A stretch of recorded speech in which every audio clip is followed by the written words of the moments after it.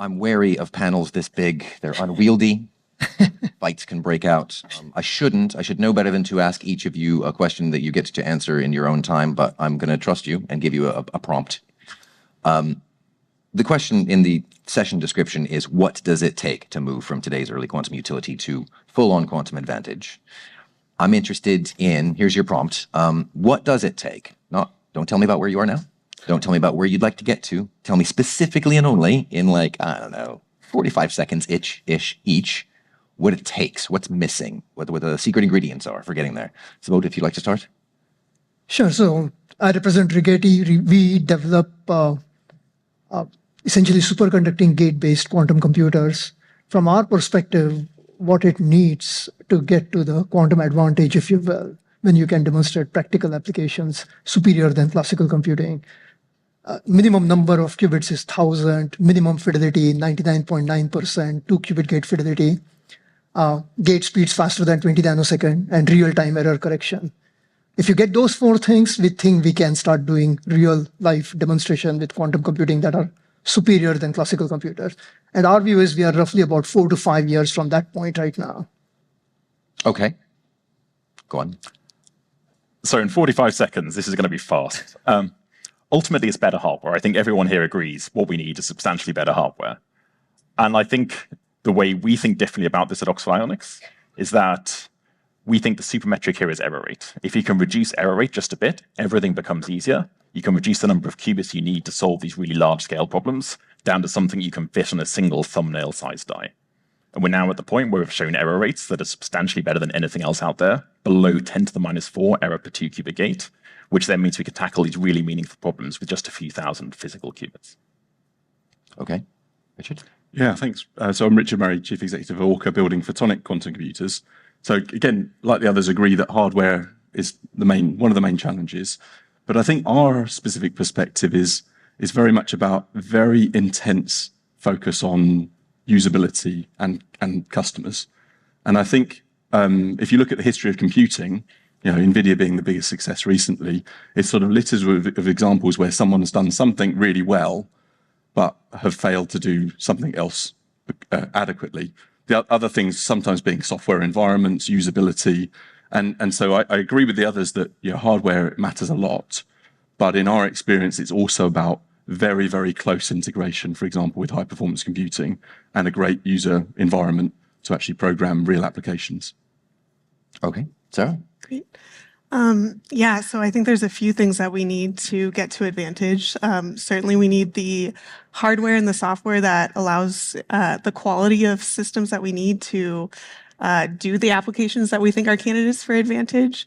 We need the methods that we can verify that we are getting accurate outputs from our quantum computers. So I think we'll talk about error correction, but we also think there's at IBM, we work on methods in the near term like error mitigation, error detection, schemes that can get accurate results on the systems that we have today at a scale that's beyond exact brute force classical simulation already. But we also need those good problems that are candidates for advantage where we think there's a separation between quantum and classical. And that requires an ecosystem of people who are domain experts, HPC experts, who are really benchmarking problems against our best known classical methods and finding those candidates for advantage. Okay. Tom? So I'm coming at this from the theoretical side, and I work on quantum applications. And when you look at the list of applications that we currently have that have been compiled out and had the T's crossed and the I's dotted, the number of gates you would need to execute is somewhere around the billion mark. Current error rates are at about 10 to the minus 4, as we've heard from Oxford Ionics, or 10 to the minus 3 is what we've achieved in our large-scale superconducting qubit devices.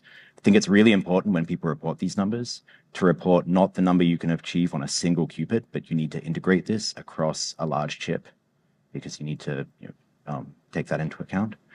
The solution here, of course, is quantum error correction, which has been mentioned many times in the audience. And I really liked Peter's slide from the previous talk showing the difference between qubit quantity and qubit quality. And right now we're expecting that we need to scale up not to 1,000 qubits, but actually when you compile everything down to the fault tolerant level and you check everything that you need, Real applications, the full promise of quantum computing will be unlocked at what we expect is about the million qubit mark, 10 to the 6, around 10, and that we expect to take about a decade. And then around 10 to the 4 qubits, which we hope to see in the next 5 years, we hope to see to start the beginning of practical applications. But note that this won't be the onset of the promised quantum land where we can do everything that we've set out to do. This will be the point where we can start doing some very specific targeted use cases that are designed to be good for the quantum device as well as good for the application. Okay.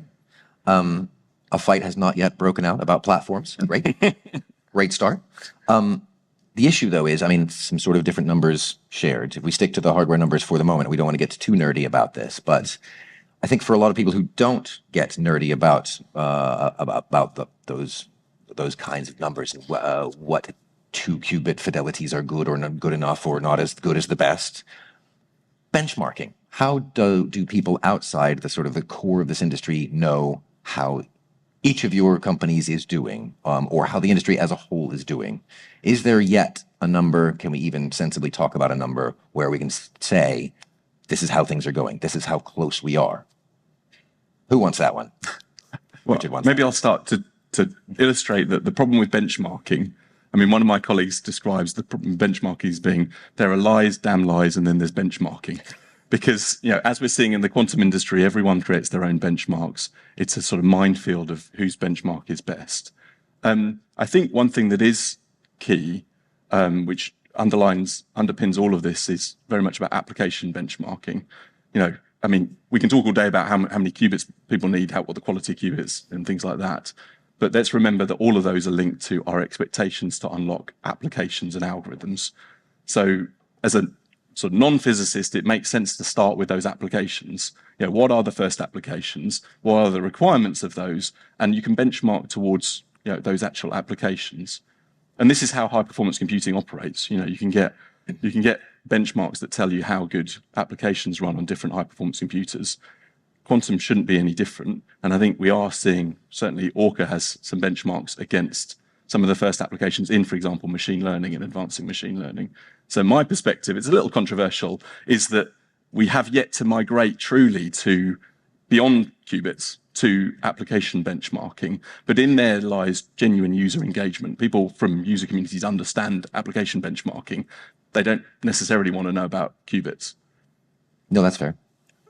In the US, DARPA has done a good job of creating benchmarking initiative programs for the last few years. We, along with many companies in this area, have worked with DARPA. And those are excellent programs. Yeah, there's still some confusion, and it's probably never going to disappear given the nature of this industry. But overall, I think we are in general agreement with how we measure fidelities, logical qubits, of course, versus physical qubits. There are some companies that talk about some different kinds of qubits, throwing everyone off. But most of us, I think, agree on the key benchmarks that DARPA has established over the last few years and continues to do so. I think the other thing that's interesting to jump in there on, and I think Tom just started touching on this, is, when are we there, right? If you look at the classical computing, you can't say at any one point in the evolution that this is where classical computers win. And people often talk about quantum computing as if there is a destination. With all computers... Q-Day. Exactly. With all computers, it's just about how we can iterate and get better and better and better. And it's more about the speed of progress than any eventual destination.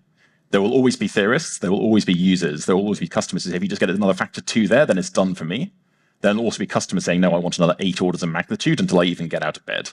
And that's just fine. What really matters is the flywheel of the industry getting up fast enough to start touching on these early applications, as Tom was referring to, and then do this in a way where the next generation, the generation after that, you learn and iterate and can continue to scale. Right. Sarah, do you have a thought? I would say I think device benchmarking is very important for tracking progress and how are the quality of the systems improving. And that gives some indication of where we are, how do you compare against things.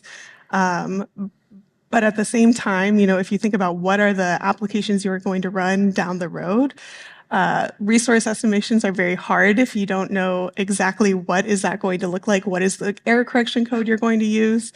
And I think what we focused on a lot at IBM is how do we have a practical path towards error correction thinking about codes that have lower overheads. And as I mentioned, in the near term, are there other techniques pre-error correction that can get good results out of quantum computers? So things where we have sampling overheads and we're classically post-processing and we can get good results out.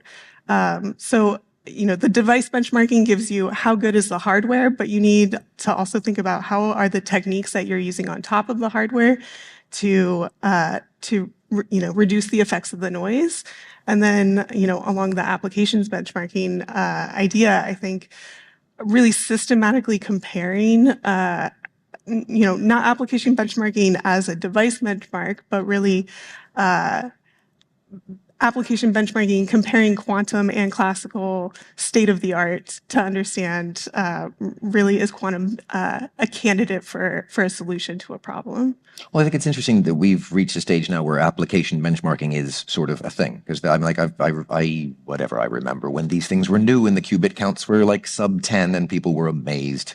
Now we can actually think about, okay, but what can it do is already an enormous step to have made. I guess the question is, across platforms and modalities and approaches and what have you, is there, as there is in high performance computing, like just hand out a problem to everybody, like a standardized test, how fast can you do it kind of thing?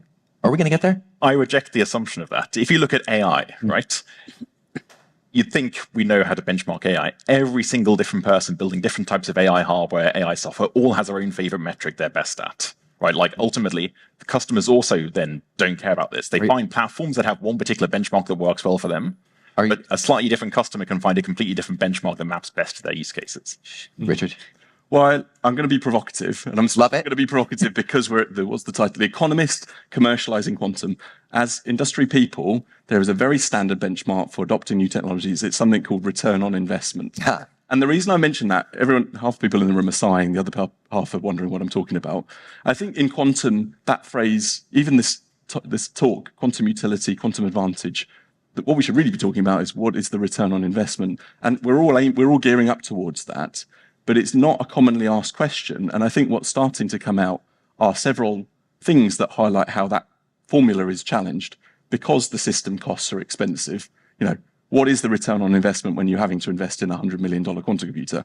We need to answer that question pretty urgently. What are the first applications? And this is a question that does scale. At scale, these massive size quantum computers, if the scaling law doesn't work correctly, you're going to be faced with a quantum computer that costs $1 billion. What is and by the way, I think there needs to be an alternative route to that. But I would suggest that this return on investment has been a staple of the business community for time immemorial. So why not use that to quantum? And I think that's what at least Orca thinks is one of the priorities facing quantum. Yeah, but return on investment is sort of privileged information. I'm drawing a big dumb comparison with I go into into a big box store and I see a tower computer that has a sticker on it, tells me how good this thing is because everybody agrees on ways to measure that. Are you suggesting, Chris in particular, but in general, that such a thing is foolish to even look for or that no one will ever agree it?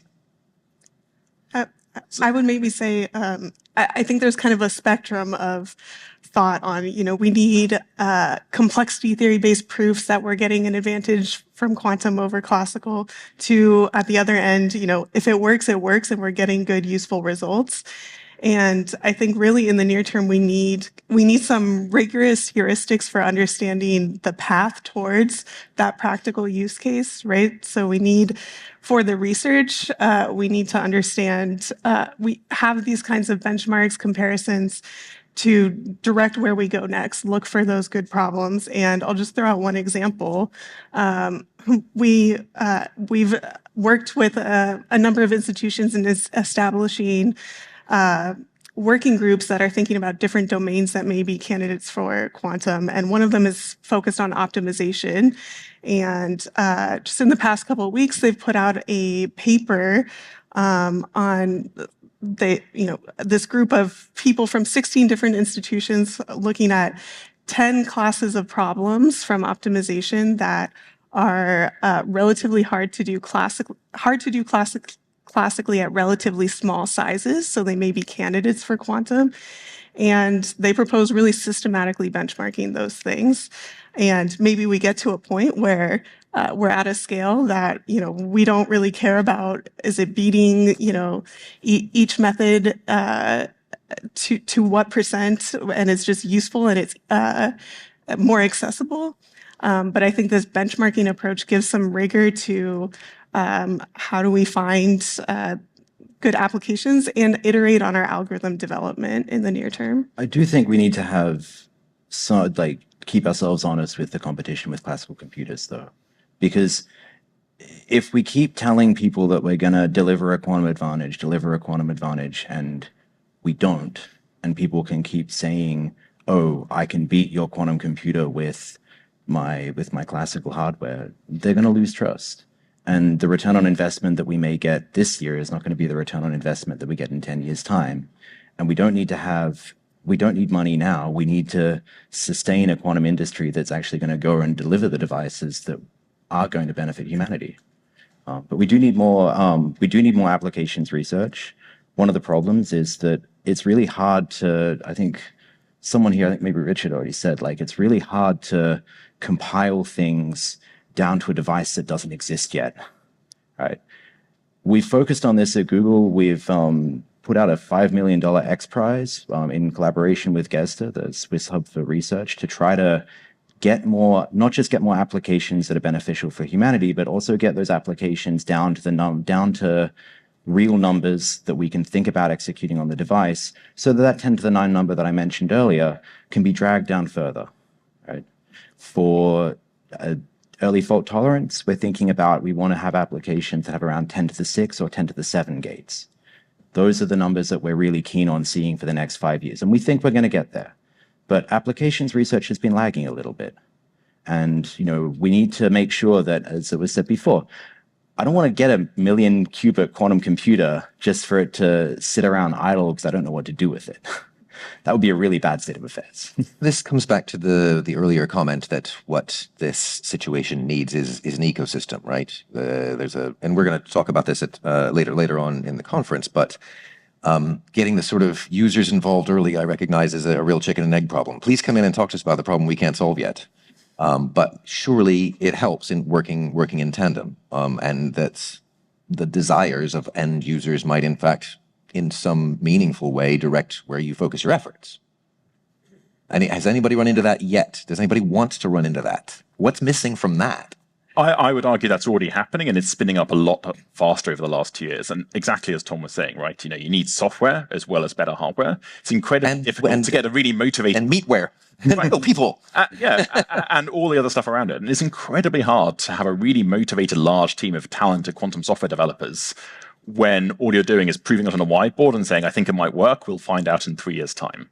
So as that hardware starts to converge with the software, we've already seen massive improvements. If you look at the hardware requirements people thought you needed 5 years ago to where we are now, lots of resource estimates have gone down by 6 orders of magnitude. And as a hardware developer, this is music to my ears. When people say, we checked the numbers a little bit and went from saying, we could solve this on a quantum computer, but it needs to be massive, to now you're closer to building this. Actually, we tightened up our estimates, and now you need a quantum computer with 10,000 physical qubits, not 100 million physical qubits. That's pretty good. And over the next few years, as hardware matures and as the software matures, these two things will converge more rapidly. So this is why I think a lot of focus around benchmarks is a bit of a nothing, right? You can pick your own benchmark, and there's factors of 2 or maybe factors of 5 between them. But ultimately, they all give us the right direction. And with most benchmarks that people use now, you can't cheat them too much.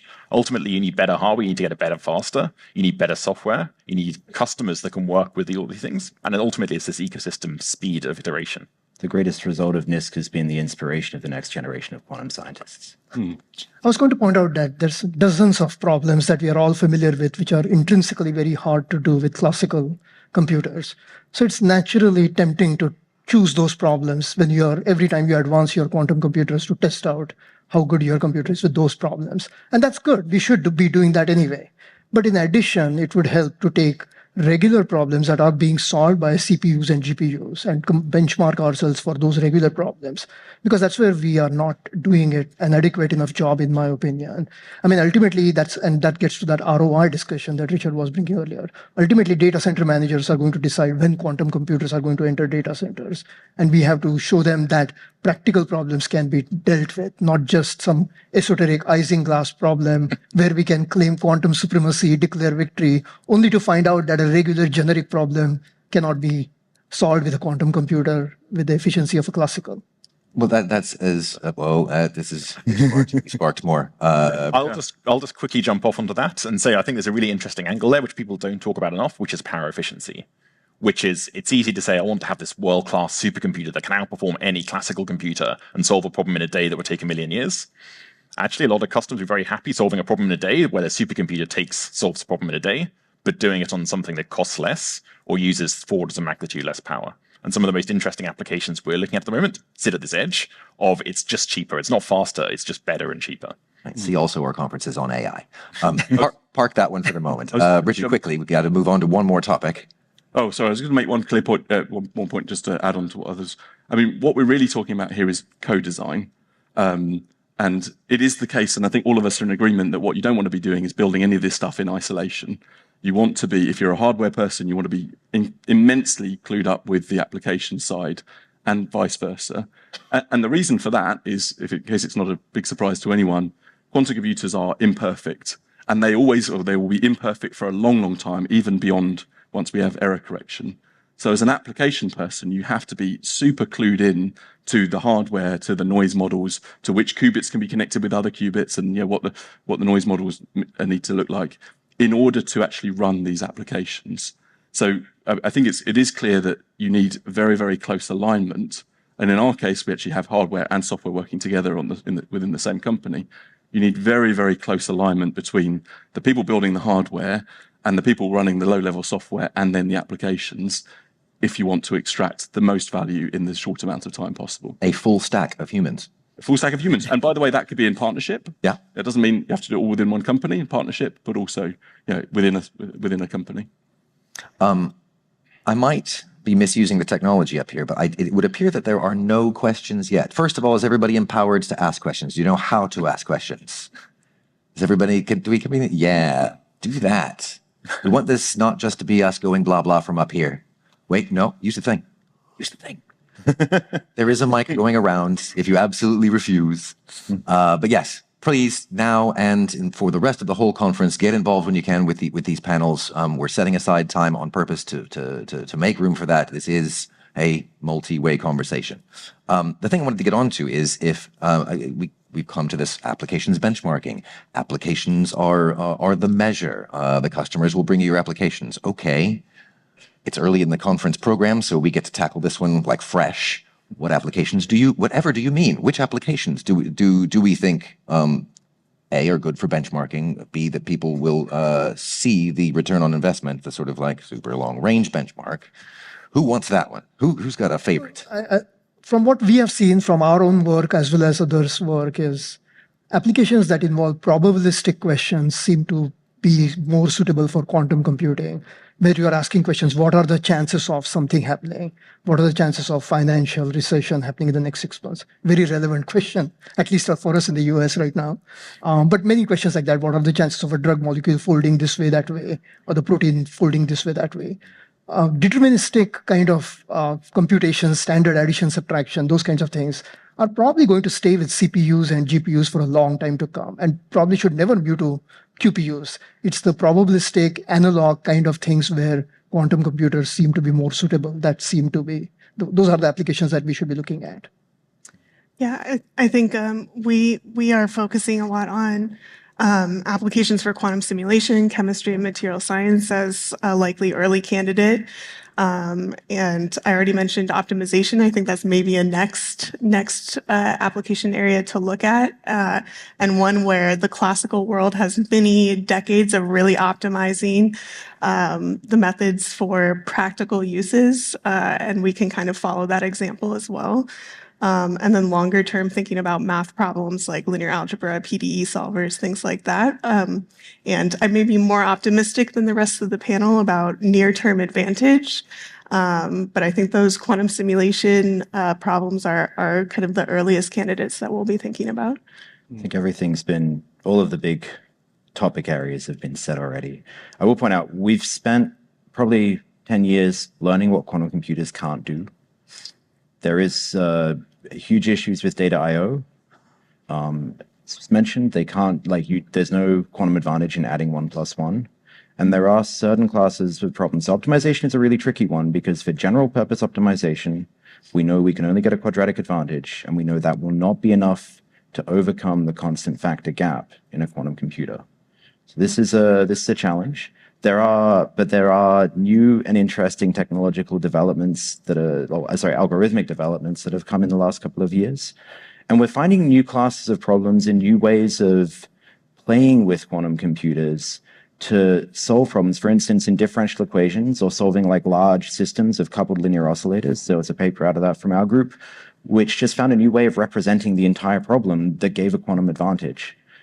It's still early days. It kind of seems weird to say this because we're 30 years in since Shor's algorithm, but it's early days into the field of quantum algorithms. Just because we've been so focused on trying to make these things a reality, now we have to start asking the questions. How do you commercialize it? How do you get there?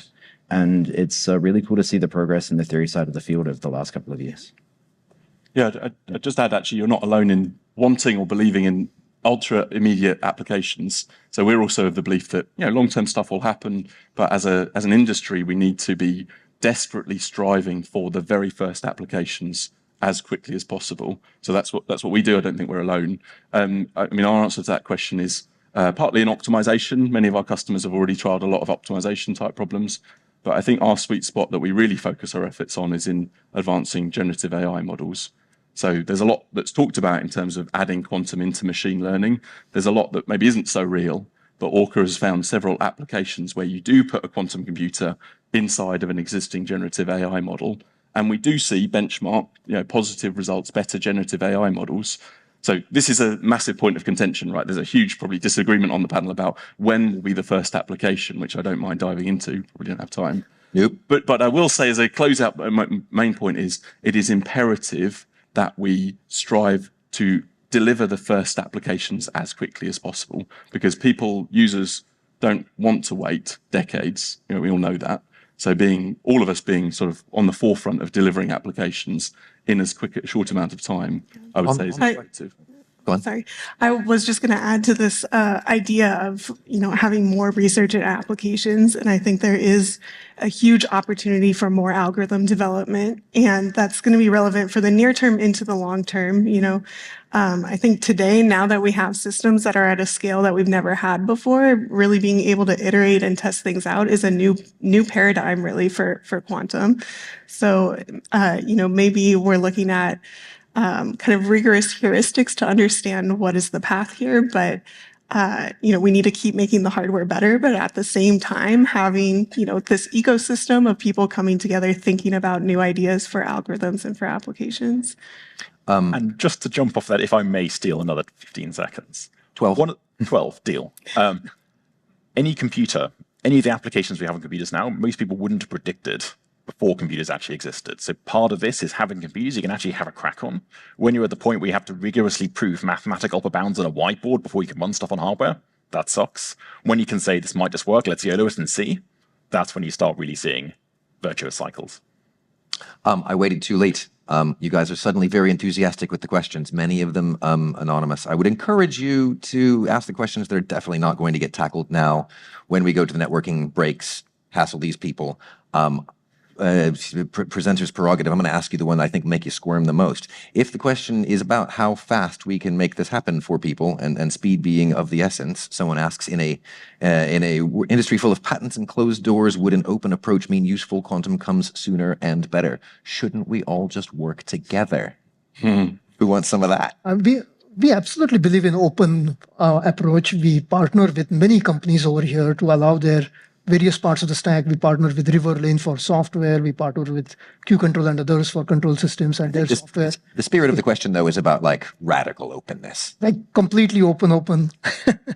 Yeah, I think, I mean, certainly our perspective, and probably one shared, is there is a huge amount to be gained from openness. And probably like others, we partner a whole lot with massive supply chains that already exist. But let's be honest, we're all commercial organizations. We need to keep hold of something that isn't open because we have investors that we need to pay back. So there's a balance, right? And by the way, part of the massive progress we're seeing in quantum is because of this massive influx of capital that, wouldn't happen if everything was completely open. Sure. So there's a balance, and an exciting balance. But fundamentally, the industry does need open collaborations to grow the ecosystem. Having a closed-end mainframe-like approach is detrimental to the industry at this point. And I think compared to many industries, it is actually very open. Everyone talks to everyone very openly at the moment. There's very little secret sauce that people really keep hidden. I think also there needs to be a lot more collaboration between industry and academia. Quantum computing is still basic research, and there are still basic developments that are coming out every week from universities around the world that we care about and that improves our performance and helps everyone get towards the goals that we're. You were very much not in the it's just engineering camp. Very much in the it's not just engineering camp. Right. Sorry, guys, we are out of time, but let's thank all the panelists.